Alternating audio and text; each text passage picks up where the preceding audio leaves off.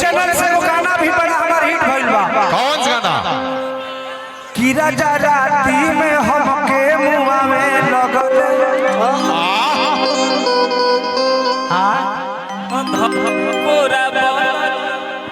Hello बोला सब अरे मीट खोला भैया। कि आधी राती में हमके मुआ में लगल जा राजा राती में हमके सुतावे लगल। देखिए भैया आप लोग ऐसा कीजिएगा तो कैसे प्रोग्राम होगा? बारात में तो फूलचंद जी प्रोग्राम बंद कर रहे हैं, आप तो दिखाइए नहीं दे रहे महाराज। गाँव वाला देख रहे हैं भाई साहब लोग के कितना भीड़ लगा कर दही पे चढ़ रहे हैं। ऐसा होगा तो कैसे प्रोग्राम है बताइए आप लोग। मंच खाली कर दीजिए भाई। ऐसा ही होगा चाहे हो। बताइए थोड़ा सा खाली कर दीजिए मंच। अरे कि दोसरा के बल हो अरे भगवान आज के हमारे नौजवान भाई लोग कोई भी बात अपने आप में केहू से केहू कम नहीं केहू नहीं के कम केहू कम नहीं है ना ना। अरे कि दोसरा के बल पाना अरे भगवान हो बनाई ए शरारती जी किसरे हाई सोना हम के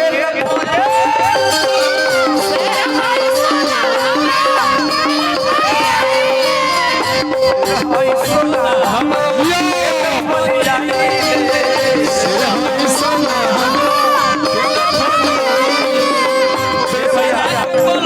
देखिए रुपया आरसीआर फिल्म हमनी के भोजपुरी में एगो ऐसा चैनल खुलल बा भाई हो। वो चैनल से पहले हमार गाना सुपर हिट हो गई। कौन गाना? उठी न राजा जी दर्द बा कमर में। ये गाना होई के काटिंग होई। वो चैनल से होली बाद हमने बहुत बड़ा वो गाना सरावता वो गाना का आप सब सुनो। वो चैनल के ओनर हमारे राजू भाई लाल जी सारे काका भैया सब लोग के प्यार वो कंपनी के ऊपर बा। वाह कि तो सरा के बल बहना भगवान हो बनाई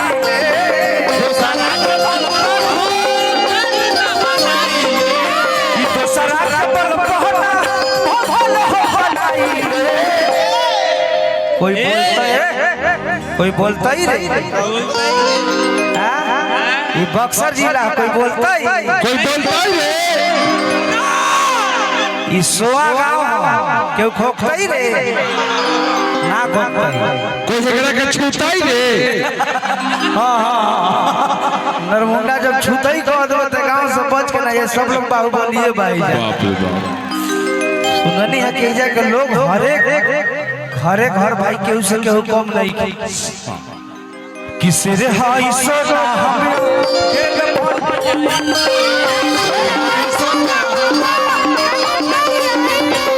किसे रे हाई सोना हम के मरी जाई।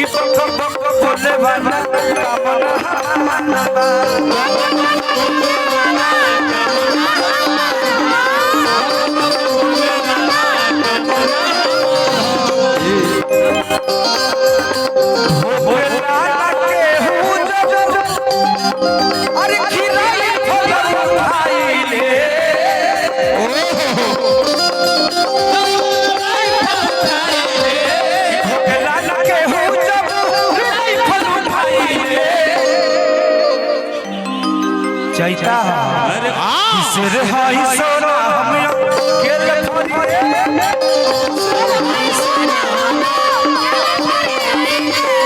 सिर हाई सोना हम के थोड़ी